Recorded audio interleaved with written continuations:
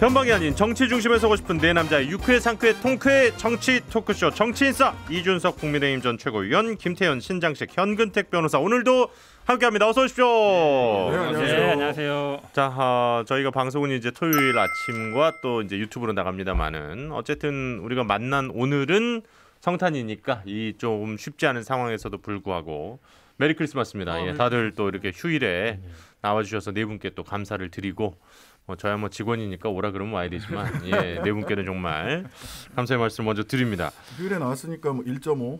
그거 휴일수당 원래 보장되는 거 아니에요? 우리 PD가 또 고개를 숙이고 눈을 또 피하네요. 예, 아예 뭐 나가려 그러네. 예. 자, 어쨌든 뭐 벌써 이제 또 연말 연시가 됐어요. 다음 주 방송이면 우리 이제 새해에 모이는 거거든요. 그렇잖아요, 벌써. 그렇다 보니까.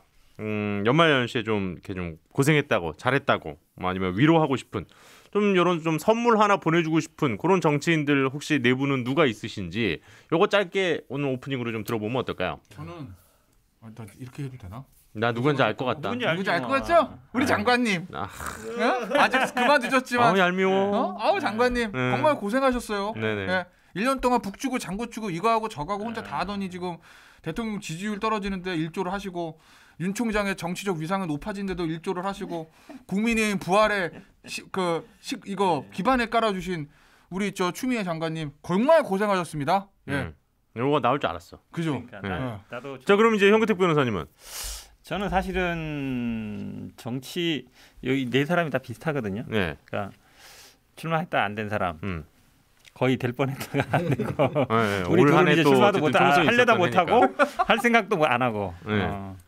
사실 이제 정치 언저리에 있잖아요. 네. 솔직히 얘기하면 인싸는 아닌데 네 분한테 어쨌든 저는 수고했다. 왜 이렇게 나랑 대비되는 거야? 이렇게 되면은 김태현 변호사님 뭐가 됩니까? 이게 인격의 차이죠. 참 이렇게 또 이렇게 공격을 하시네. 이거는 공격이다. 제가 볼 때 이건 공격이에요. 아 그래요? 네. 그럼 방송 취소. 네. 어쨌든 여기 계신 네 분에게도 어쨌든 올 한 해 이준석 전 최고위원도 되게 어쨌든 고생 많았던 한 해였고 여기 계신 신장식 변호사님도 그렇고 그렇습니다. 예, 다들 이 네 분에게도 큰 한 해였던 것 같아요. 예. 원래 그 백분 토론방이잖아요, 얘가. 그렇죠. 예전에 여기서 백분 토론을 꽤 했었죠. 토론방이었는데 저는 여기서 참 만감이 교차하는 게 예전에 보면은 저랑 박범계 의원님이 한번 여기 나왔던 적이 있거든요. 여기 김한규 변호사랑 여기 김기현 의원님이랑 같이 온 적이 있었는데 그때 박범계 의원님이 여당 실세 이미지를 풍기면서 한동훈 건에 대해 가지고 제가 그때 한동훈 씨가 잘못한 거 혹시 나온 거 한마디만 소개해달라 그랬더니만은 알고 있는데 말 안 해준다 얘기하시더라고요. 지금 와서 보면 그게 한 4-5개월 된 것 같은데 역시는 아무것도 없었군 뭐 이 생각하게 됩니다. 아니 그 얘기 이따 하자고. 그러니까 누구 아니 이 자리에 오랜만에 앉으니까 그 생각이 딱 이 자리였어요. 앉아가지고 그래가지고 그럼 박범계 의원? 예? 박범계 의원에게 그러면 뭐 갑자기 여기 앉으니까 생각나네요. 그래요? 그런데 가장 저도 박범계. 이제 안쓰러운 분은 어제 저희 당협위원장직에서 물러나신 민경우 의원. 민경우 의원님. 진짜 저희 당에 굉장히 소중한 자원이거든요. 예. 그 발성과 그 전달력 장난 아니에요. 그러니까 그 발성과 전달력을 오히려 부정선거로 설파한 데 쓰시다가 이제 당협위원장 물러나셨으니까 이제는 좀 새해에는 새로운 길로 같이 갔으면 좋겠습니다. 민경우 의원님과. 아니 민경우 형 돌아오신 게 이 저 당협위원장 이렇게 쫓겨날까봐 돌아오신 거예요? 잘 모르겠지만은 뭐 그것이 영향을 주지 않았을 정도로 이미 오래전부터 뭐 결과는 같았었던 거 아니야? 아니 갑자기 돌아오셔가지고 그러다 좀 아니 궁금하더라고요. 재판 나가야 되잖아요. 패스트트랙 재판. 아이 그거 신경 쓰겠어요? 조금 이제 당협위원장 어느 정도 조강특위에서 정리를 하는 거잖아요. 네네네. 사실 절반의 정리지. 솔직히 저 개인적으로는 서울에서도 정리할 사람 되게 많거든요. 근데 서울은 정리를 안 했어. 왜냐하면 당장 4월에 보선 치러야 되는데 당협위원장 빼면 언제 조직 돌리겠어요. 그렇죠. 네, 그래서 이제 서울시장 재보선 때문에 정리를 안 했는데 저는 서울시장 재보선 끝나고 그래도 서울에서도 정리할 건 정리해야 그거 실제로 다 정리하려고 달려들었는데 비대위에서 완전 활극이 있었대요. 그래요. 네, 그래가지고 뭐 소리도 크게 나오고 했었는데. 이따가 그 서울시장 얘기 후반부에 좀 짧게라도 어쨌든 저희가 할 거니까 그때 제가 또 한번 여쭤볼게요. 근데 춘천은 또 안 바뀌었더라고요? 그거는 김종인 위원장이 그 태극기 부대를 이제 둘로 가르려고 하는 것 같아요. 그러니까 적어도 민경욱 부대가 김진태 부대로 이게 있어요. 그러니까 말 된다. 제가 이거를 우리 제가 항상 얘기하면은 원래 저도 저쪽 보면요, 정의당인지 뭐 통진당인지 다 초록이 동색으로 보이거든요. 네네네. 근데 사실 자기들끼리 구분 되게 열심히 하잖아요. 그래서 이중대 소리 들으면 싫어하고. 그런데 보수 쪽에도 보면요, 저는 태극기 부대도 아주 섬세하게 구분이 가능해요. 그래가지고 태극기 부대도 그때 우리 광화문 집회 크게 할 때 보면요, 그게 다 몇십만 명 모여서 우가우가 하는 것 같지만은 실제로는 6개 분파가 나눠 있었던 거예요. 6개 분파. 그러니까 유세차 같은 게 6대 등장하고 거의 무협비인데 어디는 팀 정광훈, 어디는 또 보면 예전에 그 김대호 씨 이런 사람들 있잖아요. 그런 분들 하던 집단이 있었고, 거기에 조원진 팀 있었고, 뭐 ROTC 팀 있었고, 뭐 이렇게 가지고 6개였어요. 그리고 김진태 의원 같은 경우에는 약간 걔가 달라요. 그러니까 이게 사실 좀 이런 표현이 적절할지 모르겠지만은 돈이 되는 큰 판이다 보니까 그 안에서도 분파가 많았어요. 좋습니다. 그래서 일단은 민전 의원을 또 이준석 최고위원 전 최고위원께서는 꼽아주셨고, 신장식 변호사님은요? 저는 제 뭐 친구이기도 하고 많은 어려움 속에서도 좀 고생하고 분투하고 있는 우리 정의당 김종철 대표에게 그 대학교 1학년 때부터 지금 30년 된 친구거든요. 근데 사실은 그 정의당이 그 총선 굉장히 어렵게 치렀고, 그랬죠. 그 이후에 그 정의당 당 대표로 취임해서 사실 뭐 재정적으로도 그렇고 이번에도 노선이나 새로운 노선을 정립하는 데 있어서 여러 가지 어려움, 내후외환에 휩싸여 있지만, 워낙 그 사실 뭐 노선에 대해서는 이런저런 비판을 하지만 김종철 대표에 대해서 인간적으로 참 말이 통하는 사람이다라는 평가는 어떤 견해를 떠나서 다 그런 평가는 하거든요. 그래서 그래서 그 사랑과 평화예요, 별명이. 사평 김종철이라고 우리가 얘기를 하는데, 전 그런 사랑과 평화의 정신이 이제는 조금 더 내년에는 조금 더 진취적으로 좀 발휘됐으면 좋겠다. 그렇지 않으면 정의당으로서 매우 힘든 한 해가 될 수 있기 때문에 조금 더 진취적으로 새로운 길을 열어가는 리더십을 만들었으면 좋겠다. 그래서 친구이자 또 고생한 정치인인 김종철 대표에게.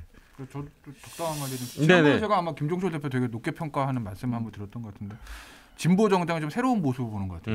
어떤 의미에서 보면 한국 정가, 물론 저 진보 정당의 노회찬 심상정 의원이 뿌리를 내리고 기반을 닦아서 대중적인 어떤 인지도를 가져간 건 맞지만, 어떤 의미에서 보면 김종철 대표가 시도하는 것들을 성공을 하면 오히려 진보 정당이 소위 말해 집권 가능성이 있는 당으로 가는 데는 저는 김종철 대표가 더 큰 역할을 할 수도 있을 것 같아요. 왜냐하면 사실은 아까 이제 뭐 민주당 이중대라는 얘기 나왔지만, 보수 진영에서는 뭐 민주당과 정의당은 똑같은 거 아니야, 뭐 정의당 뭐 저 민주당한테 잘 보여가지고 뭐 저 파이 늘리려고 하는 거지라는 그런 시각들이 있었던 건 사실이잖아요. 근데 김종철 대표의 행보들을 보면 전혀 그런 게 아닌 것 같아요. 그러니까 진보 진영 내에서의 확실한 본인의 어떤 포지션, 그게 더군다나 예를 들어서 노동개혁이나 이런 거를 진보 정의당의 대표가 입에서 말한다는 건 정말 어려운 것이거든요. 어떻게 보면 지지층 이반될 수도 있는 건데, 하지만 그게 정의당의 올바른 길이라고 생각을 하면 그거 추진하는 그런 모습들 보면 저는 굉장히 좀 긍정적으로 보고, 저는 정말 잘 됐으면 좋겠어요. 저도 한마디 하고 싶은데, 이거 어찌 보면 굉장히 이제 시니컬한 얘기일 수 있어요. 시니컬한 얘기일 수 있는데, 김종철 대표도 어쨌든 30년 진보정당 운동을 해왔거든요. 근데 지금 정의당 상황이 굉장히 어려워요. 당세도 쫄아들었고, 지난번 총선 때 빚도 한 40억 이상 졌다고 알고 있거든요. 한 4,000씩 하면서 그럼 당세도 줄어들고 빚도 많고 상황이 굉장히 안 좋은 상황이에요. 이제 물론 이제 어찌 보면 386 세대가 넘어가고 이제 90년대 세대가 이어받은 건데, 하나도 없는, 그러니까 부잣집은 아니지만 그래도 뭔가 좀 있던 집안이었는데 뭔가 가산이라도 좀 물려주고 좀 이렇게 하라가면 좋은데 그런 상황이 아니거든요. 근데 저는 이런 상황이 우리 민주당에서도 일어날 수 있을 것 같아요. 왜냐하면 386, 왜 그러냐면 386이나, 그래서 내가 좀 시니컬하다 그랬잖아요. 386이나 이런 분들이 막 이렇게 누리고 다 하다가 쫄딱 망해가지고 이제 더 이상 이제 못하게 되면 그 다음에 이제 넘어지지 않을까. 왜냐하면 이 세대 교체라는 게 정치에서는 냉정하게 얘기하면 굉장히 어렵거든요. 그러니까 스스로 물러나거나 이런 건 잘 없어요. 우리 민주당 맨날 뭐 386 얘기하지만 뭐 정년 있는 것도 엄청 아니고, 많거든요. 국회의원이. 그러니까 우리 야당도 비슷해요. 친일 친박들 뭐 엄청 많지만 이 사람들 진짜 쫄딱 망해도 잘 안 물러나거든요. 그래서 그런 상황이 고민스러운데, 이렇게 저는 아마 당 대표로가 되거나 아니면 무슨 어떤 지자체 장이 되거나 해서 만들어가는 수밖에 없다라고 봐요. 그래서 김종철의 화이팅을 저는 기원하고요. 야, 이 오프닝 토크가 정말 길어졌는데. 그렇죠. 네, 연휴라서 그래요. 예. 그런데 오늘 또 이렇게 좀 길을 좀 세서 하는 얘기도 재밌네요 오늘. 네. 예. 마지막으로 저는 이제 그 깨알 홍보 하나 하고 갈게요. 제가 노회찬 재단 이사인데요. 노회찬 말글 달력, 노회찬의 말을 가지고 그 캘리그래피로 해서 달력 만들어 놓은 게 있는데요. 녹색창에 노회찬 달력 검색해서 많이 좀 사주시면 노회찬 재단에 큰 도움이 될 것 같습니다. 여기다가. 제가 갖고 올라올게요. 제가 갖고 차에서 차에서 못 갖고 올라왔어. 갖고 올라고 챙겨왔는데. 이따가 오늘 방송 마치고 이벤트 관련해서 저희 PD와 또 긴밀히 상담하시길 바라고요. 왜 나도 홍보할 거야 그러면은? 저희 국민의힘에서 이제 그 청년 정당이라고 청년의 힘 만들어서 활동하는데 제가 강하게 밀어붙여가지고 저희가 아까 뭐 이게 약간 연장선이 될 수도 있는데 젊은 사람을 대거 영입하기로 했습니다. 그래가지고 토론 대회를 진행합니다. 그래가지고 그럼 또 하느님의 나라 봉사 뭐 이런 거 하는 거 아니에요? 그런 건 떨어지지. 심사위원이 누구겠어? 그런 건 떨어지지. 그래가지고 굉장히 대규모로 젊은 인재들 키울 거고 그렇기 때문에 현근택 형님이 걱정하시는 그런 세대에 다 저희 당에 몰려오지 않을까 이런 생각입니다. 저 위기 관리를 잘 하시면서 하세요. 거기서 또 이상한 말 나오고. 그리고 거기도 뭐 신태극기, 뉴태극기 아니 심사위원이 누구겠어? 그거 하면 떨어지는 거야. 국민의힘에서 저런 거 한다면 막 불안해. 그러니까 내 말이 불안해. 일단 김태현 변호사님 안 불안하게 윤석 전 최고가 잘 좀 하세요. 예선전을 잘하세요. 아무 말 대잔치 나오면 큰일 나. 아니야. 그러면 떨어져 올라오죠. 아니 저번에 그 홍보 포스터는 지난 방송 쭉 보신 분들이 많을 테니까 너무 충격적이었잖아 사실. 그냥 잘렸잖아 걔네. 아니 그런 사람들이 어쨌든 이렇게 올라온다는 게 이상해. 아니 그런 사람들은 토론 배틀 못 와. 그런 사람들은 정말 5분짜리 주제로 15분을 끌어주신 대단한 네 분과 함께하고 있습니다. 예. 자 잠시 전하는 말씀 듣고 근데 저희가 왜 이 얘기로 사실 시작을 하려고 그랬냐면 제일 중요한 얘기를 안 할 뻔했네요. 저희가 연말연시 또 이벤트 하나 준비를 했습니다. 예. 그 연말연시에 선물 주고 싶은 정치인을 우리 시청자 여러분들께서 꼽아주시면 저희가 5분을 선정해서 선물을 보내드릴 건데요. 이번 선물은 뭐냐면 우리 현산타께서 현근택 변호사님이 협찬해주신 제주도산 귤입니다. 진짜 맛있어요. 진짜 맛있어요. 그 우리 둘째 누나가요. 제주도 남원이라고 있어요. 서귀포 약간 오른쪽에 남원은 의길이. 그 남원이 이제 옛날 양용은 양씨 집안이거든요. 그 집안 아니 거기 친척 집안. 골프 선수 가는데 양용은 선수. 그러니까 남원에 시집 가서 거기서 이제 귤농사를 하는데 어쨌든 누나한테 이제 받아서 보내는 거니까 뭐 맛은 뭐 나쁘지 않을 것 같습니다. 그래서 뭐 너무 부담 갖지 마시고 편하게 내가 선물하고 싶은 정치인 뭐 여기 계신 분들 뽑으셔도 되는데 너무 이렇게 현 변호사님 제공이라고 현근택 이렇게만 쓰지 마시고 골고루. 너무 어려운 거 아니에요? 누구 선물 주고 싶은 정치인?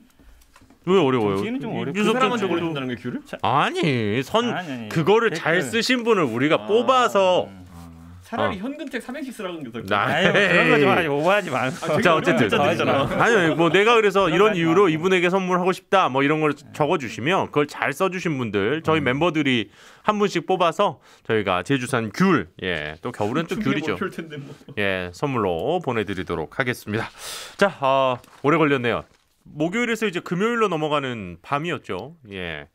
오늘 안에는 어떻게든 결론을 내겠다고 했던 법원이 사실 기일이 한 번 더 잡혀서 다음 주에 결과가 나오지 않을까 했는데 결국 마무리를 짓겠다라고 이제 얘기를 했고 결국 결론이 나왔습니다. 크리스마스 이브 밤 늦게 윤석열 총장에 대한 정직 2개월의 징계가 정지가 됐습니다. 법원 판결이고요. 그래서 이제 문재인 대통령은 국민께 불편과 혼란을 초래해서 인사권자로서 사과까지 했습니다. 이것에 대해서 상당히 지금 여론은 지금 딱 앉아 계신 대로 나뉘고 있습니다. 그럼 뭐 부인할 수는 없을 것 같고요. 뭐 한쪽에서는 뭐 이것 역시 좀 문제가 많은 판결이다. 뭐 인사권을 갖고 어떻게 그럴 수 있냐. 뭐 이런 얘기도 있고, 뭐 이제 사필 규정이다라고 또 이제 주장하는 쪽도 있고, 그리고 이제 그동안 거의 상당히 오래 끌었죠. 추미애 법무부 장관과 윤석열 검찰총장의 어떻게 보면 힘겨루기에서 윤 총장의 완승으로 끝났다라는 평가도 있고. 어쩔 수 없이 추미애 법무부 장관은 상당히 큰 타격을 입을 수밖에 없다. 뭐 이런 여러 가지 분석들이 나오고 있습니다. 이 얘기를 안 할 수 없습니다. 그리고 또 우리가 늘 그 얘기했잖아요. 정직이 나와도 뭐 본안 소송은 사실 이제 더 이상 큰 의미가 없다. 이런 얘기 김태현 변호사님과 나눴던 기억이 나네요. 본안 소송은 의미가 없고 오늘 이제 보면 제가 하나 이걸 어떻게 생각했냐면 저는 이제 인용이 될 거라고 일 거라고 봤는데 가장 큰 변수 중에 하나 는 뭘 봤냐면 이 판사가 재판장이 본안도 담당해요. 그러니까 집행정지와 본안도 하는 거거든요. 그게 아마 좀 변수가 될 수 있겠다고 생각을 했는데 그게 아니라 법무부한테 굉장히 안 좋게 작용이 된 거죠. 네. 그러니까 사실은 본안만큼 심리를 많이 했어요. 근데 오늘 저 결정문은 뭐 자세하게 얘기할 건 아니지만 절차적 하자를 하나 찝어냈거든요. 네. 처음에 이제 기피 신청할 때 그 의사 정족수 그럼 그게 잘못됐다? 그럼 그 사람들이 들어와서 의결했으니까 의견은 무효다 그런 거예요. 그러면 이게 본안 가도 본안은 이재 판장이 하잖아요. 네. 다른 게 뭐 재판부 사찰 문건이 뭐 정말 사찰이고 뭐 다 인정돼도 절차 하나 깨지면 행정소송 지는 거예요, 그냥. 네. 그러니까 이대로 가면 본안에서도 뭐 나중에 항소심과 모르게 1심은 총장이 이기는 거예요. 지금 상황으로 보면. 재판부도 똑같으니까. 네. 사실 뭐 임기가 7개월 남았는데 그렇죠. 본안 소송 한 6개월은 걸리잖아요. 그래서 아마 이 결정문 초기에 보시면 네. 야, 근데 본안이 이 양쪽이 치열하게 다투기 때문에 임기 전에 안 끝날 수도 있을 것 같아. 그러니까 내가 지금 이거를 본안을 대해서 본안처럼 한번 열심히 볼게. 이렇게 하고 시작을 하거든요. 네네. 그러니까 지금 뭐 이제 뭐 판결 다 나온 걸 가지고 뭐 왈가왈부 이게 맞네 저게 맞네 하는 거 의미가 없고 법적으로는 의미가 없는 얘기입니다. 그리고 정치적으로도 뭐 여야 나눠서 뭐 잘했네 말네 하는데 오늘 저 대통령이 한마디 하셨잖아요. 네. 상황 끝난 겁니다. 대통령이 법원의 결정을 존중한다. 인사권자로서 저 그 국민께 혼란에 들어서 죄송하다 그러나 송구하다 사과 말씀을 드린다. 네, 송구한 말씀을 드린다라고 했기 때문에 대통령이 더 이상 논란하지 마. 법원 결정 존중해. 윤 총장 직무 복귀 1년 2사인이거든요. 네네네. 그렇기 때문에 이 상황에서 민주당에서 뭐 이게 법원이 잘못됐다라는 그런 얘기는 의미가 없고 더 이상 그런 얘기 당에서 나오면 이게 오히려 대통령 부담 주는 거예요. 대통령 논란을 정리해 버렸으니까. 정말 법적으로 의미가 없다고 생각하세요? 물론 이제 김태현 변호사 잘 찍었어요. 그러니까 그 기피할 때 어쨌든 제적이 과반 찬성해야 되는데 그럼 이제 4명이 이제 어쨌든 결정을 해야 되는데 이제 그러라고 예비위원 주도를 둔 거거든요. 네. 이게 애초에 7명인데 그 중에 장관 빠지고 1명 빠지면 또 5명밖에 안 됐잖아요. 그러면 이제 2명 기피 신청하면 3명밖에 안 남잖아요. 그럴 때 사실 예비위원을 넣었어야 돼요. 예비위원 넣어가지고 과반 채운 다음에 했으면 절차적인 문제가 없어요. 네. 저 결정은 자세히 못 봤지만 다른 거 뭐 예를 들어서 뭐 누굴 임명했느냐 어떤 이런 거는 다 문제가 안 되는데 이 제적 문제는 이거는 뭐 빼도 박도 못하는 문제거든요. 근데 저는 조금 한 가지 보면서 사실은 심리위기를 한번 열고 네. 본안까지 판단하겠다라고 했거든요. 잘 그렇게 집행정지에서 본안 약간 고려 요소는 되지만 그걸 판단하겠다고까지 하진 않아요. 근데 그날 얘기 좀 들어보세요. 그날 이제 심리기를 열어서 본안까지 판단한다 그러면 저는 사실은 그날 결정 안 나올 줄 알았어요. 그러면 근데 바로 하고 저녁에 나온 거는 제 생각입니다. 추측이에요. 판사가 이미 다 써놓은 거예요. 판결문. 내용도.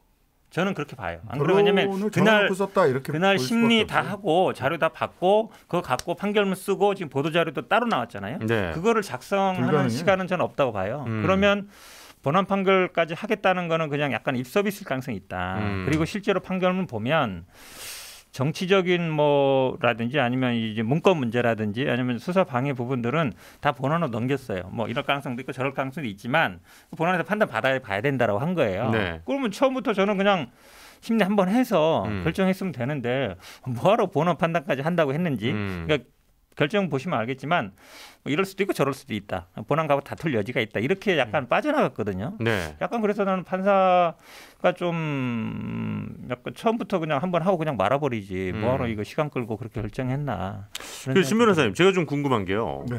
이렇게 되면 어쨌든 지금 윤석열 검찰총장 임기가 7개월쯤 남았습니다. 그죠? 그러면 이제 임기는 뭐 당연히 마무리 짓는 거네요. 모르죠. 뭐 이제 또 즉시항고 해가지고 네. 이거를 집행정지 인용에 대해서 법률상으로 한 번 더 다퉈볼 수 있는 형식상의 제도는 있어요. 근데 그걸 즉시항고를 할지 말지에 근데 뭐 대해서는 판단을 하겠죠. 어쨌든 문재인 대통령이 네. 일단은 이렇게까지 얘기를 했으면은 뭐 그걸 하는 것도 상당히 좀 부담스럽겠는데요. 그래서 그거는 이제 형식상 그래서 제도는 있다. 근데 이 제도의 길에 이 제도를 쓸 건지 말 건지는 여러 가지로 이제 면밀하게 판단을 해볼 텐데 네. 저는 뭐 사실은 뭐 이 더 이상 왈가왈부하는 게 뭐 의미가 없을 수도 있지만 사실은 이 결정문 보면서 첫 번째는 결론 정해놓고 그 절차를 진행했다라는 의구심을 지울 수가 없다라는 게 첫 번째. 그다음에 두 번째는 본안에 준하여 본다라고 돼 있는데 본인이 처음부터 첫 심리에서 그렇게 얘기를 했다는데 본안에 네. 준하여 본다고 하더라도 본안 판단을 이렇게 가처분하면서 하는 건 굉장히 이례적이에요. 예, 집행정지 요건에 맞춰서 그것만 판단하면 되거든 사실은. 앞에 직무배제와 관련해서는 본안은 됐고 네. 여기 집행정지 요건만 관련해서 우리가 볼게라고 했는데 그게 사실 원칙적인 모습인데 조금 본인이 아무리 본안 판단 판사라고 하더라도 좀 이거는 좀 넘어선 거 아니냐라는 생각이 들고 그다음에 하나는 사실은 검토를 하는 척했지만 안 한 게 그 만족적 처분이라고 이게 이제 본안이 여기서 인용이 되면은 이 본안이 필요가 없어지거든요. 근데 네. 본안이 필요 없는 가처분은 하면 안 된다라고 만족적 처분은 하면 안 된다라고 법문에 써 있어요. 근데 그 얘기를 어떻게 극복하는 건지 잘 모르겠더라고. 분명히 본인도 거기다 써놨는데. 근데 이게 또 하나 얘기하면 마지막 몇 가지 마지막 제가 이제 문제 이거 뭐 판결을 왈가왈부 하는 게 조금 지난 것 같지만 저로서는 참 솔직히 보통은 다 존중한다. 하지만 뭐 이렇게 되는데 약간 존중이 안 되는 부분들이 있어서 그러는 거예요. 그러니까 말하자면 그 회복할 수 없는 손해 부분도 그 4대강 관련해서 가처분 엄청 많이 냈거든요. 네. 근데 회복할 수 없는 손해, 공익적 손해, 제3자의 손해는 포함되지 않는다. 개인적이고 구체적인 손해만 들어간다. 라고 여러 차례 판결해서 4대강 관련된 거 다 기각됐어요. 가처분이. 근데 이번에는 개인적인 그냥 검찰총장으로서 임기 그게 회복할 수 없는 손해다. 거기에 다른 설명이 없어. 그다음에 공공복리 관련해서도 네. 공공복리에 중대한 영향을 미치는 우려가 있다고 소명되었다고 보기 어렵다 한마디예요. 왜 공공복리와 관련된 주장이 인정되지 않는지에 대해서 법무부의 주장이 인정되지 않는지에 대해서는 얘기가 없어요. 그거는 이렇게 그건 뭐 판사 마음이지. 저도 하나 얘기하면 이 판사가 네. 어느 정도 처음에 결론을 정해놨다고 생각해요. 이게 자꾸 이런 의구심이 드는데 왜냐하면 사실 본안하겠다 그러면 이제 절차적인 거고 두 번째는 본안에 징계가 과연 과하냐 약하냐 그걸 얘기해야 되거든요. 네네. 왜냐하면 절차적인 문제는 얘기했어요. 아까 얘기처럼 제적 그 기피할 때 제적도 있지만 다른 건 문제 없다 그랬는데 그러면 정지 2개월이 과하냐 안 하냐 그 얘기를 해야 되는데 그 얘기를 안 했어요. 안 했어요. 한마디도 안 했어. 그 얘기 뭐냐면 본안에 대한 판단을 안 한 거예요. 절차 문제만 하고 그러면 사실은 징계 2개월이 과하냐 약하냐 얘기를 했으면 사실은 요 판결문 쓰기가 좀 곤란해. 왜냐하면 징계 2개월이 일반적인 다른 경우 이 검사 징계 사례 봤을 때 절대 과하지 않거든요. 예, 과하지 않았다고. 근데 그 얘기는 하나도 없어. 그냥 그 얘기도 사실 본안에도 굉장히 중요한 얘기인데. 그러니까 제가 보기에는 그러니까 결론은 정해놓고 어차피 이겼는데 뭐 어차피 이겼어. 아니 한 가지만. 만약 이제부터 이제 공무원들에게 팁을 알려드릴게요. 징계 처한 공무원들에게 저한테 오세요. 다 해줄게. 기피 신청해가지고 과반 안 되게 기피 신청 2명 3명씩 찍어가지고 몇 차례 조합해갖고 내면.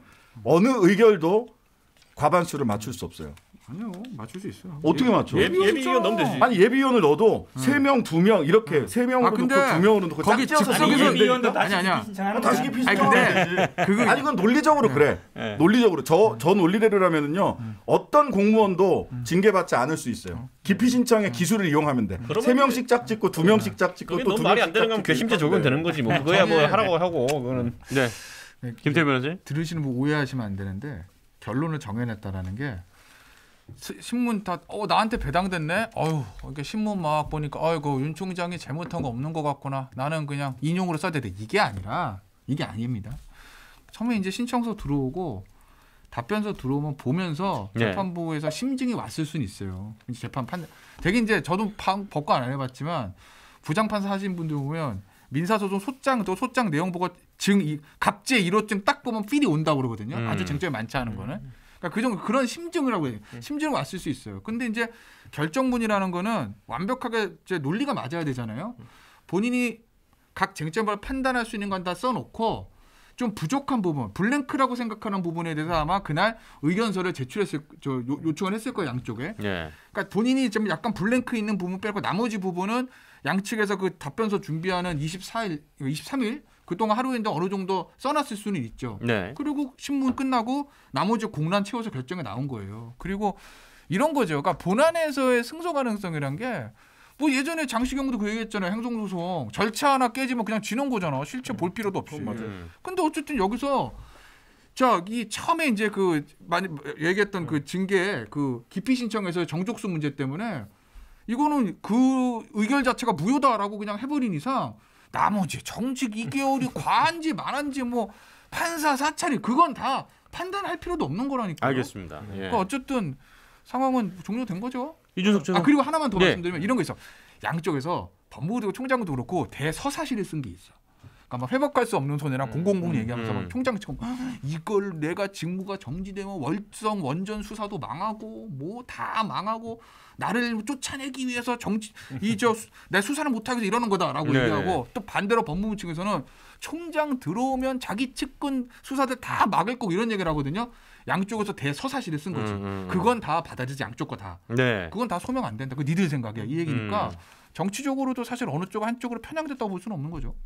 윤석 전 최고 얘기까지 들을게요. 어차피 저는 법한 사람이 아니라 컴퓨터 한 사람이니까요. 이게 컴퓨터 하면은 가장 먼저 하는 게 논리학이거든요. 엔드 오낫 이런 거 하거든요. 근데 엔드잖아요. 절차적으로도 말이 되고 내용적으로 말이 되고 엔드가 돼야지만 이게 징계가 성립하는 것인데 절차 들여다보니까 안 되네. 그러면은 딱 거기서 끝내는 거고 사실 엔드 조건 하나만 이제 안 돼도 뒤에 건 볼 것도 없거든요. 그러니까 저는 그 상황이 이제 나왔기 때문에 예상보다 빠른 시점에 이제 결과가 나온 것이 아닌가. 원래 다들 다음 주 월요일 예상했거든요. 이번에 이제 2차 심리하면서부터. 그러니까 그런 것처럼 빨리 나왔다 이렇게 보는 거고 저는 전체적으로 대통령께서 이제 여기 대해서 왈가왈부하지 말자고 이제 끄은 건 잘하신 거다. 대신 근데 지금까지 그럼 뭐가 쌓였느냐를 봤을 때는요. 제가 아까 박범계 의원님이 여기서 토론한 것도 기억난다 그랬는데 거의 한 선거 전부터 해가지고 한 8, 9개월을 끌어왔어요. 이 윤석열 추미애 정권 갈등이라는 것이. 근데 거의 지금 이 결론이 났다 저는 이렇게 보는 거거든요. 시작과 끝인데 시작은 윤석열 총장을 미워하기 시작한 게 니네 왜 조국 장관 일가에 대해 가지고 과하게 수사해 이거였어요. 끝이라는 건 이제 징계로 이제 사실 보내버렸다고 생각하는 그 상황이었거든요. 근데 시작과 끝이 전부 다 이제 잘못된 걸로 드러난 것이거든요. 그렇기 때문에 저는 이제 여권에서 이거에 대해서 언급하는 것 자체가 마이너스 점수다. 이게 안 끝나는 게 왜 안 끝나냐면 윤 총장이 여기서 안 끝내요. 윤 총장이 그다음에 뭐 하겠어요? 심대철, 한동수 직권남용으로 다 조사하고 기소할 수 있고요. 추미애 장관도 직권남용으로 수사할 가능성이 저는 매우 높다고 봐요. 예, 윤 총장은 여기서 안 끝납니다. 대통령이 이제 검찰권 행사도 자제해라. 그다음에 그런 거 하지 말아라는 얘기도 덧붙였단 말이에요. 그리고 이제 사찰문건 만들고 그런 거 하지 마라. 이런 것도 덧붙였단 말이에요. 근데 윤 총장은 여기서 안 끝납니다. 반드시 심재철 그다음에 한동수, 추미애 장관에게 분명히 수사권을 이용해서 정치를 또 할 거예요. 오늘 그 크리스마스에 바로 또 출근을 하셨더라고요. 네. 그래갖고 지금 사실 그 동부구치소 쪽에 손수건 흔들고 난리 났잖아요. 서울구치소도 그렇고 사실 구속 피고인 사건 아니면은 전부 다 뒤로 지금 미뤄지는 판이라 사실 굉장히 이제 그 부분부터 얘기를 했는데 사실은 제가 보기에는 월성 원전 이런 게 문제가 아니고 이건 해왔던 수사니까 하는 건데 실제로는 추미애, 한동수, 심재철을 향해서 수사권을 가지고 뭔가를 할 거다. 이건 안 그러면 윤석열이 아니다. 당연히 직권남용을 했으면은 처벌 받아야 되는 거고 때릴 때는 마음대로고 맞을 때는 마음대로 안 되는 게 말이 되나요 그거는? 끝내자며 안 끝날 거라는 거야. 윤석열은 그게 제일 비열한 게 제가 얘기하잖아요. 스타하다가 처음에 도발해놓고 나중에 가지고 비긴 거로 하자. 이게 얼마나 비열한 겁니까? 아니 윤석열은 끝낼 생각이 없다니까. 윤석열은 끝까지 수사권 가지고 자기 임기 내내 정권을 향해서 수사를 할 거예요. 자, 어쨌든 그래서 문 대통령은 사과를 했고요. 그러면 이제 일단 사과의 효과에 대해서 신 변호사님은 상당히 부정적으로 보고 계시네요. 그러니까 이쪽에서 민주당 쪽에서 뭔가를 더 하기에는 어려울 수 있어. 그러면은 민주당 쪽에서 할 거는 뻔해요. 민주당 쪽에서는 그러니까 수사권 기소권부터 시작을 해서 공수처 출범시키고 수사권 기소권 등등등 해서 제도적으로 검찰 개혁을 할 수 있는 부분들을 이제 사람 막 시끄럽게 하는 것보다도 제도적으로 의회의 힘을 가지고 할 수 있는 부분을 쭉 갈 거고 여기에 대해서 윤 총장은 본인 이번 사건에서 딱 걸렸던 사람들 있잖아요. 추미애 장관을 비롯해서 여기에 대해서 수사할 거예요. 아니 근데 추 장관은 지금 왜 안 물러나는 거예요? 그러니까 제가 생각했을 때 물러나겠다는데 대통령이 반려했던 거 시간을 이제 좀 준 거는 1월 달에 검찰 인사를 하라는 취지로 좀 받아들였거든요. 그것까지 마무리하고 나와라라는 얘기를 들었는데 지금 상황에서는 추미애 장관이 어떤 인사를 하더라도 정당성도 없고 아무도 따르려고 하지 않을 것이고 심지어 인사돼가지고 승진하는 것도 깨림칙할 거예요. 지금 상황에서는 오히려 추 장관을 생각한다면 대통령께서 추 장관 빨리 빼주는 게 맞습니다. 지금은. 그런데 사실은 저는 두 가지 약간 다른 의견인데 그러니까 검사에 대한 인사는요 대통령이 하는 거예요. 물론 법무부에 제청을 하죠. 총장의 의견을 들어서. 근데 저는 아마 지금 상황에서는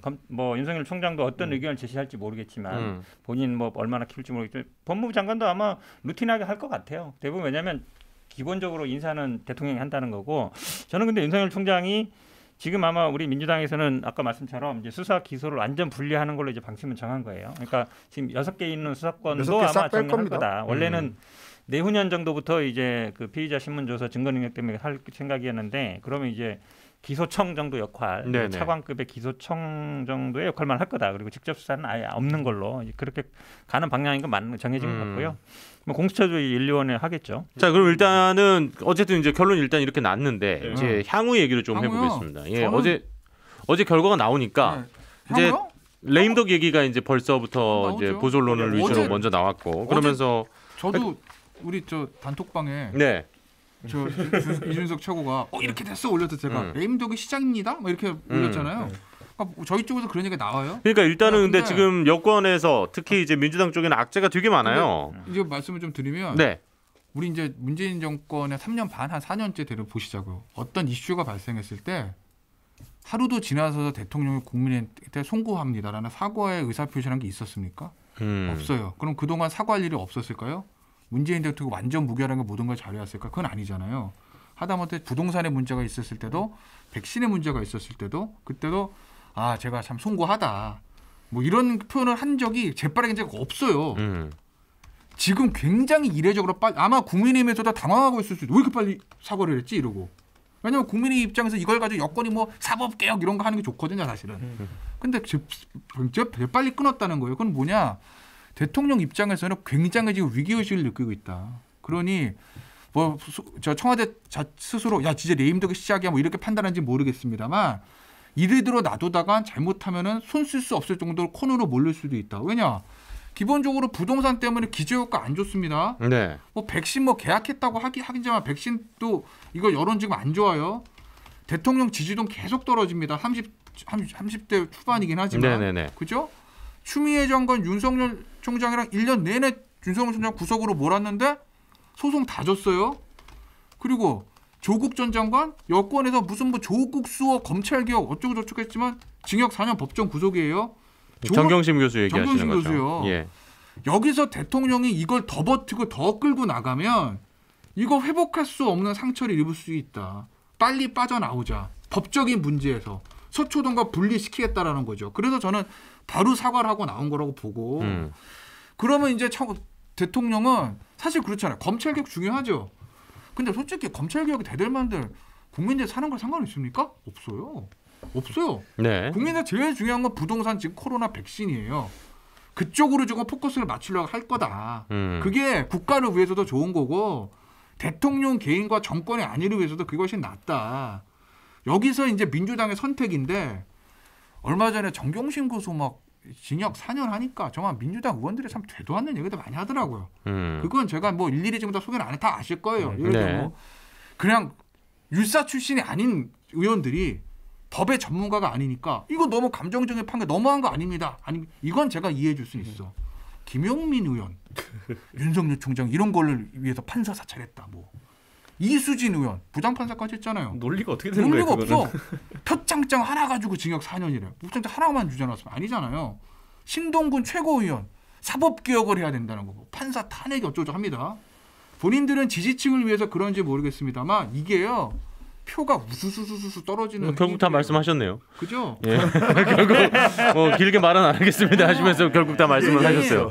대통령 입장에서는 그걸 끊어주는 거거든요. 네네네네. 그러니까 대통령의 그 사과는 대통령을 위해서는 굉장히 적절한 타이밍에 나왔다. 그러니까 지금 말씀하신 대로 지금 여권은 상당히 수세에 몰린 건 사실인 것 같습니다. 뭐 지지율도 많이 떨어지고 근데 그랬더니 또 이제 국민의힘 김기현 의원 같은 분들은 뭐 사실상 탄핵이다 뭐 이런 얘기까지 나오는데 이런 지금 약간 이제 국민의힘 입장에서 힘을 당연히 받는 상황이죠. 그리고 지지율 역전도 지금 꽤 이번에는 많이 나왔더라고요. 아니 근데 지금부터는 이제 뭐냐면은 네. 지금 사실 방어전만으로도 윤석열 총장이 지금 여권에 심대한 타격을 입힌 거거든요.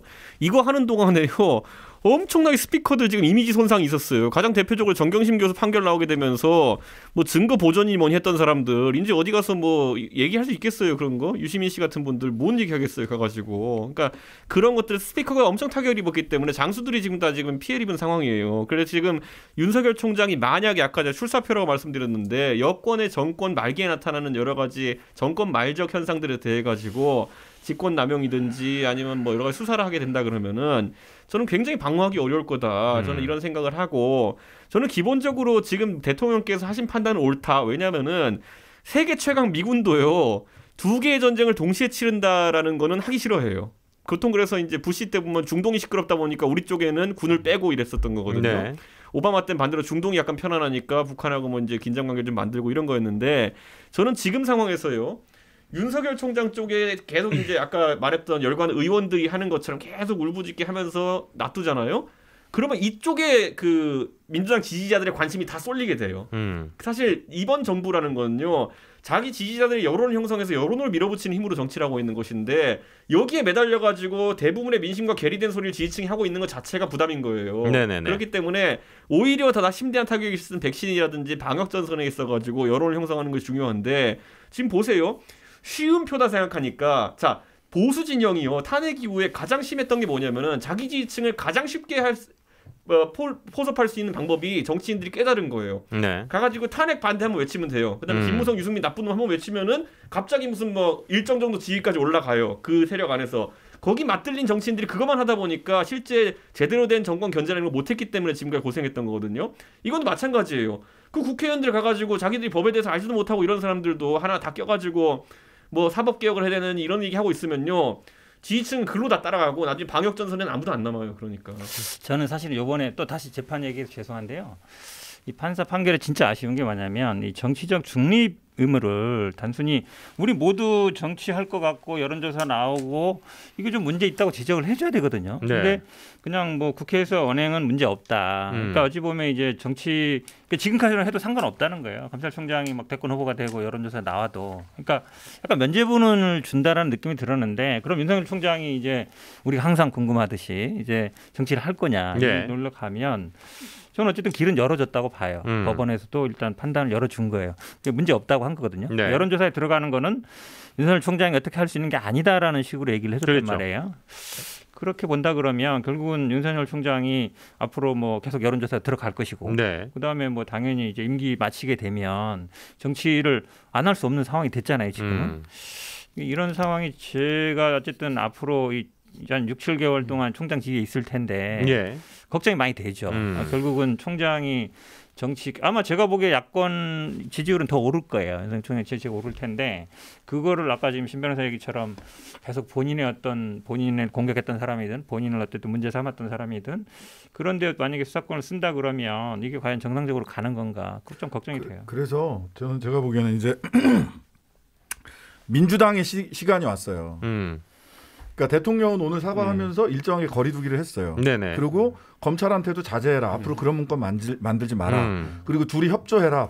법무부하고 검찰이 협조해라. 그런 얘기를 했죠. 근데 그거를 내가 보기에는 깰 사람은 윤석열 총장일 가능성이 커 보이고 지금 기존에 뭐 한동수 뭐 등등등 추상관까지 그러면 180석 가까이 의석이 있단 말이에요. 그러면은 여기서 대통령이 한 발짝 물러섰을 때 제도 개혁도 그렇고 지금까지는 사실은 국민의힘이 윤 총장 뒤에서 윤 총장 덕을 보면서 여기까지 왔단 말이지. 이제 의회 내에서 국민의힘이랑 실력으로 붙어야 돼요. 실력으로 붙고 정치적으로도 그러면 의석 수뿐만이 아니라 거기서 플러스 알파 참 정치 저렇게 잘하네라는 얘기를 들어야 되고 네. 일정할 때는 돌파할 때는 180석 힘을 가지고 이거는 도저히 안 되니까 우리 돌파하겠습니다. 그러니까 돌파할 국면과 협조할 국면을 잘 조절을 해야 되는데 네.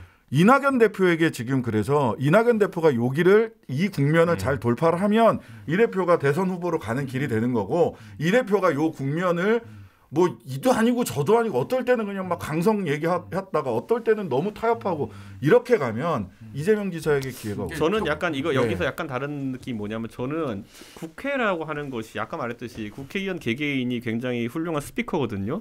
예. 정론관 빌려가지고 떠들면 기사가 나요. 다른 곳은 그런 기관이 없어요. 그런데 예약하고 뭐 막말을 하든 뭐하든 기사가 나거든요.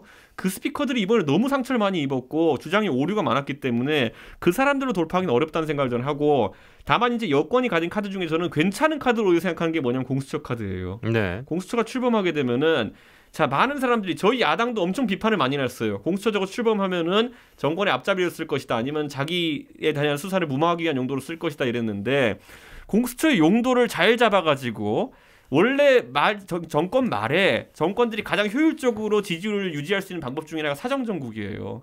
사정정국을 이끌 수 있는 것이 공수처인데 저는 그것을 오히려 거꾸로 아까 신장식 변호사는 윤석열 총장이 자신의 정적이라는 단어가 검찰총장한테 옳은지 모르겠지만 안 맞아 그런 얘기 쓰지 맙시다. 당 정적이라는 식으로 표현했어요. 저는 그런데 그렇게 들었어요. 그러니까 자기에게 불이익을 주려고 했던 사람들에 대해서 복수하는 도구로 쓸지 모른다 이런 얘기를 했는데 거꾸로 공수처에 대해서 야당이 동일한 우려를 하고 있는 거예요. 그랬을 때 거꾸로 공수처가 굉장히 그 적용 대상 중에서 정파 중립적인 곳들을 잘 파헤친다 그러면은 굉장히 여론을 반전시킬 수 있는 방법도 있어요. 그래서 저는 잡고 있는 게 뭐냐면은 방산비리 털러 들어갈 가능성 같은 것들이 있다. 군 같은 조직들, 공수처가 지금까지 약간 성역처럼 되어 있던 조직들 중에 털 수 있는 곳들을 잘 털면은 대통령이 어쨌든 그 지금까지의 전국에서의 그 결과적 정당성을 갖는 거거든요. 그래 지금까지 이런 잡음도 많고 뭐 검찰에게서 권한을 뺏어오고 이랬지만은 사실은 이거 하려고 했던 거야. 중간에 윤석열하고 좀 싸우고 이래서 좀 미안했지만은 잘 봐. 공수처 해놓은 게 옳은 거잖아. 뭐 이런 것들을 보여주는 성과가 필요한 거거든요. 저는 대통령께서 정치적으로 이번에 윤석열과의 어떤 전선을 일단락하고 공수처 출범과 동시에 그런 걸 이끌어낸다면은 저는 사정정국이라는 단어를 꼭 나쁜 단어로 보지 않아요.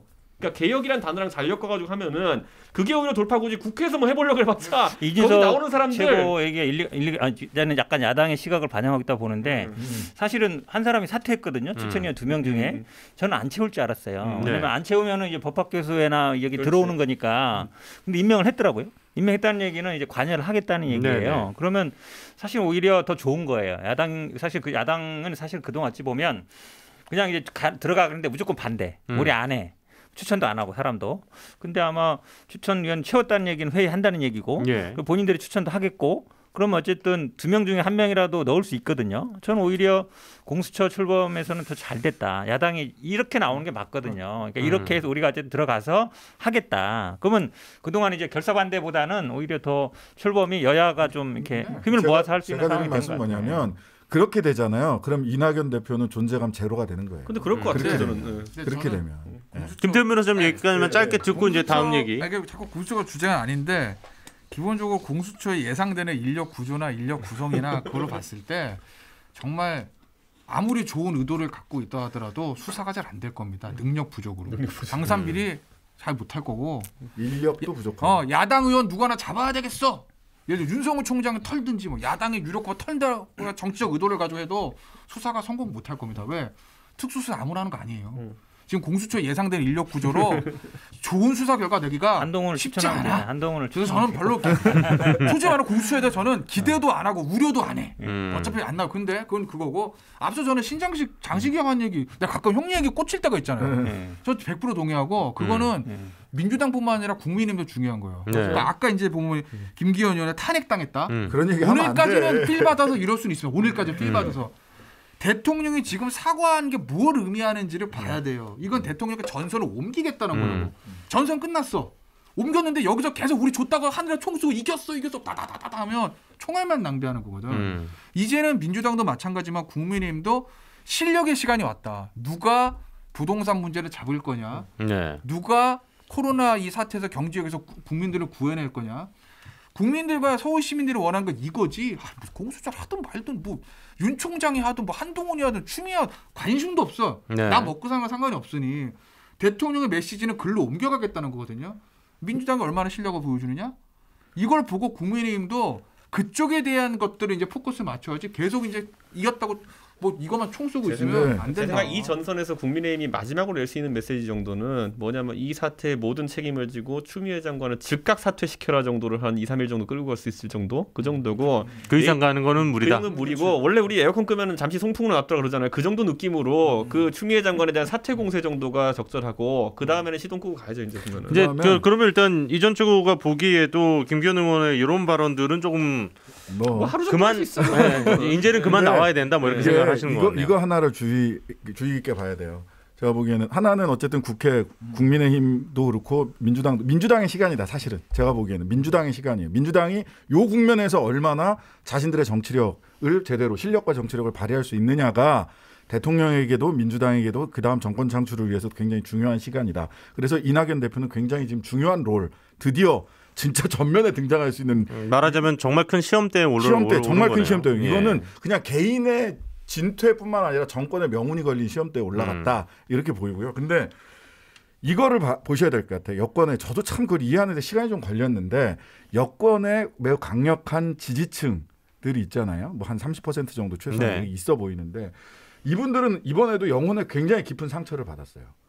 그는 거의 노 대통령 돌아가셨을 때와 그만큼은 아니지만 굉장히 영혼에 깊은 상처를 받고 분노가 밑에 쌓였어. 근데 이게 막 그렇게 뭐 흔히 뭐 대깨문이라고 얘기하는 이런 식으로 드러나는 국면도 있지만 굉장히 밑으로 쫙 침잠하면서 그래 끝까지 독하게 악랄하게 그분들 표현으로 하자면 차근 해서 선거에 서울시장 선거, 부산시장 선거에서 선전하거나 이기는 거 말고 다른 길이 없다라고 가시는 분들도 있어요. 형님, 근데 제가 이건 말씀드릴게요. 저희가 3년 동안 고생한 입장에서 동의하는데 그 부분에 대해서 그 부분이 이게 히든이야 사실은. 근데 제가 이렇게 얘기할게요. 이건 제가 강조할게요. 3년 동안 고생한 입장에서 말씀드리잖아요. 당연히 저는 그런 분들이 있을 수 있다 봐요. 노무현 대통령 서거부터 시작된 그 서사에 있어가지고 굉장히 공감하고 지금도 조국 장관이 하는 일들이 굉장히 정의롭고 그게 뭐 거의 과거부터 이런 줄기하에서 기득권의 저항이다 이렇게 믿고 있는 그 서사 체계를 확립한 분도 있겠죠.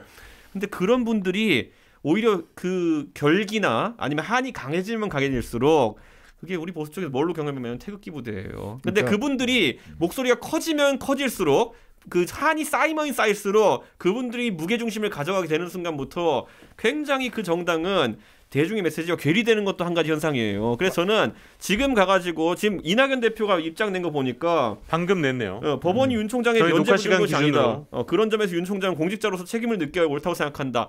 이미 아까 신장식 변호사가 기대한 것과는 다른 방향으로 이낙연 대표가 끌려가고 있는 것이 그쪽 무게중심이 너무 커지고 지금도 보세요. 태극기보다는 똑같은 방향을 가고 있는 게 뭐냐면은 정경심 교수에 대해 가지고 변호사비 모아주자고 모금운동하는 사람들이 생겨가지고 활발하게 움직이고 있어요. 그거 내렸어. 금세 내리더라고. 생각해 보세요. 한나절 만에. 도대체 재산이 50억이 넘는 사람들한테 변호사비를 지원하기가 한다는 서사가 얼마나 많은 대중의 공감을 받을 수 있겠으며 이분이 억울한 수사를 받고 있다고 하는 주장도 1심 판결 나기 전까지지 1심에서 사실관계가 거의 다 정리된 다음에 이렇게 하는 거는 말 그대로 박근혜 대통령 탄핵한 다음에 모금통 들고 다니면서 계속 이제 이스라엘 흔들고 이건 뭐가 다르냐는 거예요. 제가 보기에는 이 서사는 굉장히 안 좋은 서사입니다. 그것까지 비교한 건 아니고요. 1심 판결 당연히 다퉈야죠. 왜냐면 문제 뭐 우리 얘기 안 했지만 사실은 오류도 많아요. 그 얘기는 이제 논의를 하는데 저도 사실은 이낙연 대표가 굉장히 현재 중요한 순간이라고 봐요. 왜 그러냐면 그러니까 사실은 지금 야당은 지금 서울시장이나 부산시장에 나올 수 있는 사람들이 굉장히 풀이 많아요.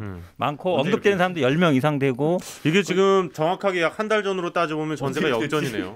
이게 완전히 많았는데 네. 사실은 그 전에 이제 이해찬 대표라고 비교해서 죄송하지만 이해찬 전 대표 같은 경우에는 총선에 많은 사람을 끌어올렸거든요. 네. 이광재니 뭐 김두관 의원이면 모든 사람들 해서 일단 판을 좀 키워서 나오게 만들고 이 사람들은 붐업을 해야 되는데 한마디로 시선이 가야 되는데 지금 정도 되면 우리 당에서도 이제 서울시장 나오겠다는 사람이나 부산시장 나오겠다는 사람이 최소한 한 4-5명은 돼야 되거든요. 그렇죠. 그리고 그중에서 또 경쟁을 해야 되는데 네. 사실은 만약에 이해찬 대표였으면 아마 다들 옆구리 찔러가지고 야 나와라 할 거예요. 근데 지금 부산시장은 우리 당에서 나오겠다고 선언한 사람이 아무도 없어요. 네. 불출마만 했고 서울시장도 우상 의원 1명밖에 없어요. 네. 그럼 정치라는 건 기본적으로 시선이 가야 되거든요. 관심이 가야 돼요. 그리고 경선이 재밌어야 되고. 그러면 지금 박영선 의원도 저 장관도 들리는 얘기하면 그냥 뭐 여성 가산점 받고 추대 받던가 아니면 그냥 여성 가산점 받아서 경선에도 무난히 이기겠다라고 생각한다는 얘기가 있고 박주민 의원도 굉장히 주저하고 있고. 근데 이런 거는 대표가 아니면 누가 할 수가 없어요. 그래서 저는 이낙연 대표님이 좀 이 선거판을 조금 더 부응해야 된다. 그래서 최소한 부산에서 한 3-4명, 서울에서 한 5-6명 정도 주자들을 띄워줘야 되는데 그게 저는 조금 너무 늦어지는 게 조금 안타까워요. 우려스럽다. 두 번째 주제로 넘어가면 되겠네요. 뭐 말씀하신 대로 짧게 정리하죠. 예, 지금 국민의당 안철수 대표가 서울시장 출마를 선언을 했습니다. 사실 불과 얼마 전까지만 해도 이제 국민의힘에서 그럼 서울시장 누구 나올 건데 이 얘기를 했는데 국민의당 안철수 대표가 야권 단일 후보로 나오겠다.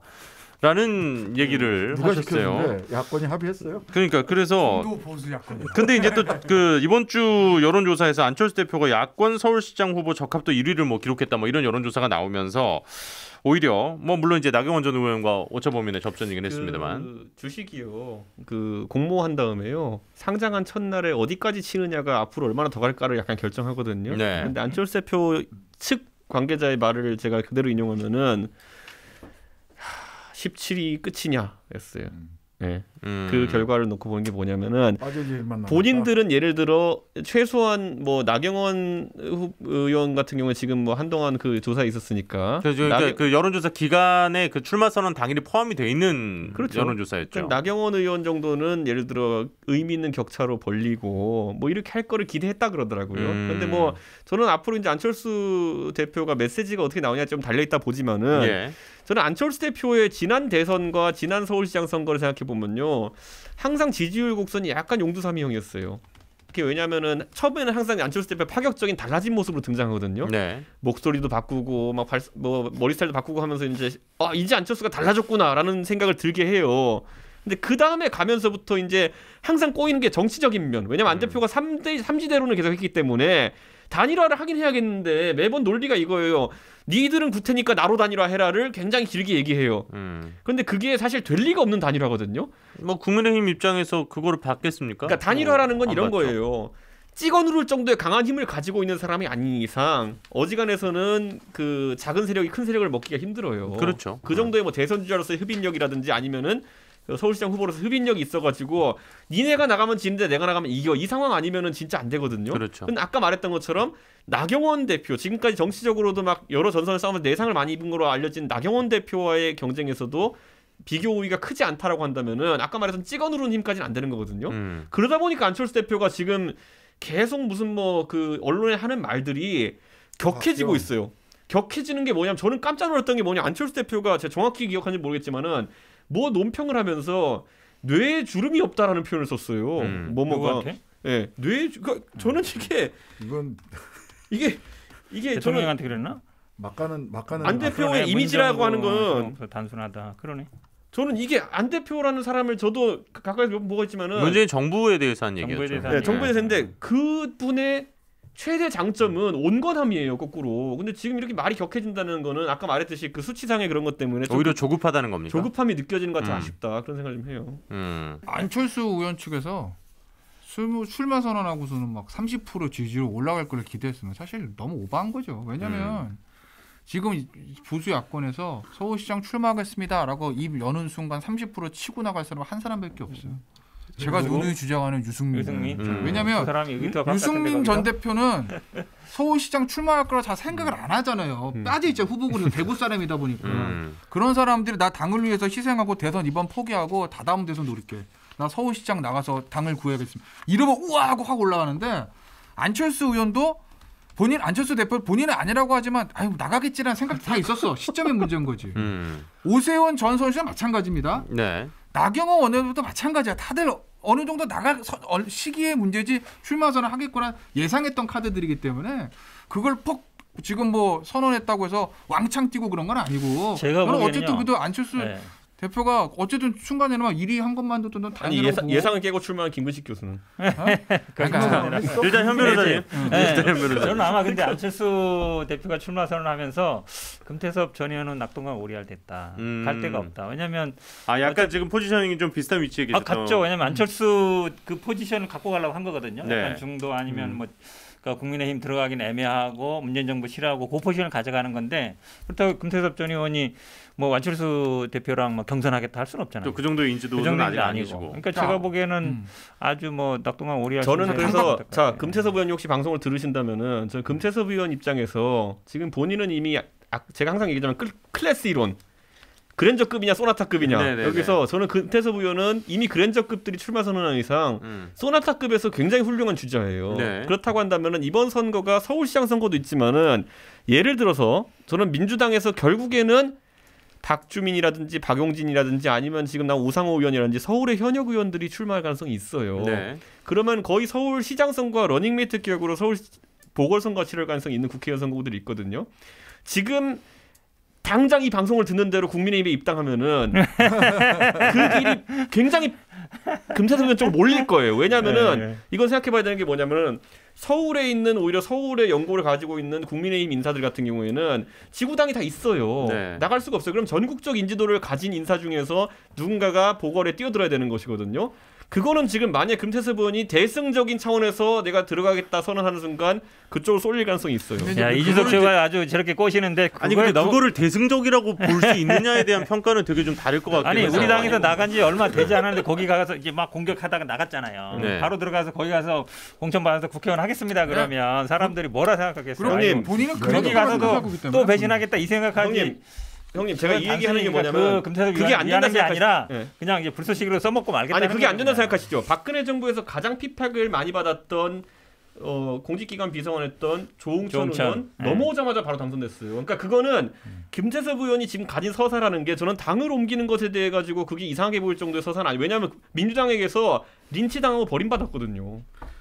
그거에 대한 평가는 어쨌든 뭐 각자 하실 수 있는 부분이고. 벌림을 받았는지는 모르겠고 근데 중간지대에서 가려면 조응천 의원처럼 바로 갔어야 돼. 중간에서 너무 자기 그 중간에 있다는 위치에서 포지션에서부터 오는 그 이 효과가 있잖아요. 그걸 너무 많이 누리려고 했어요. 조응천 의원은 핍박은 받은 건 맞지만 정치는 아니었거든. 당적으로 옮긴 건 아니고 최초 입당이 민주당이잖아요. 아, 그렇게 되는 거예요? 그렇잖아요. 근데 김태섭 의원은 어쨌든 당적으로 옮긴 부분이니까 좀 차이가 있고 본인은 아마 그랜저 거라고 생각할 거고 본인은 그렇죠. 그리고 아니 근데 또 풀옵션이라고 생각하시면 가격대는 비슷하니까. 그런가? 네. 저는 풀옵션 아마 그러네. 안철수 대표의 출마 선언도 제일 아마 좀 당황스럽고 타격을 받을 사람은 저는 오세훈 전 시장. 약간 이제 그 금태섭 전 의원 얘기하시면서 아마 두 분 좀 이거 의견 비슷하게 보시는 것 같네요. 오세훈 전 시장도 제가 알기로는 준비를 하고 있었던 걸로 알고 있어요. 어느 정도. 뭐 그거는 그 아까 얘기하셨지만 그 누구나 사실 예상하고 있었던 거 아닙니까? 오세훈 전 시장은 타이밍을 잡았겠지. 예. 예를 들면 지금 나가서 무슨 뭐 윤희숙 의원이나 조은희 구청장이나 뭐 이런 사람들 경선하기는 좀 부담스럽고. 그럼 뭔가 이제 대세론을 만들어서 내가 출마합니다 꽝 했더니 오세훈 빡 떠가지고 대세론을 만들어가지고 뭐 추대는 아니더라도 이거 오세훈 시장밖에 되는 사람 없는 거 아니야? 그게 추대지 뭐. 그러니까 이거를 좀 다뤘던 것 같아요. 실제로 여연의 여론조사 결과도 오세훈 시장 굉장히 잘 나온 건 맞고. 네네.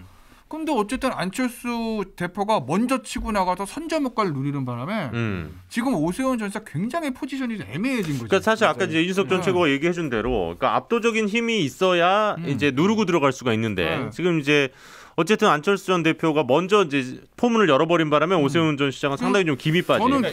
이거예요. 안철수 대표, 그러니까 그 오세훈 시장의 출마 선언 얘기가 나왔을 때 그때 이제 여의도 정가에 퍼진 게 뭐냐면은 1월 10일설이었어요. 네.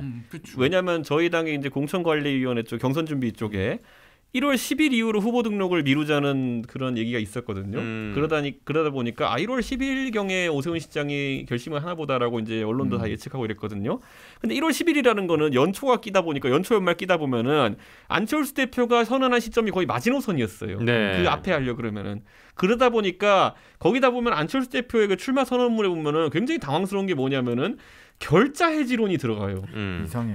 그러니까 결자 해지론은 만약에 오세훈 시장이 출마한다고 했을 때 가장 핵심이 되는 메시지거든요. 네네네. 오세훈 시장이 자기에게 당신이 무리하게 주민투표를 해가지고 박원순 그 시장의 시정을 가능하게 했고 그렇기 때문에 당신이 책임자다라고 하는 사람들에 대해 가지고 그래 나는 책임자다. 그러니까 내가 이 사태를 스스로 해결하겠다. 결자 해지론이 어쨌든 그걸 반박하는 최고의 논리인데 그거를 안철수 대표가 결자 해지를 박아버리는 순간부터 날짜도 새치기 당하고 약간 스텝이 꼬인 메시지도 느낌이네요. 스틸링 당한 그런 느낌이 들기 때문에 오세훈 시장 쪽에서 불쾌할 수밖에 없는 그런 상황인 거고 이런 감정의 골 때문에라도 안철수 대표는 찍어 누르는 힘 아니면 쉬운 단일화가 어렵습니다.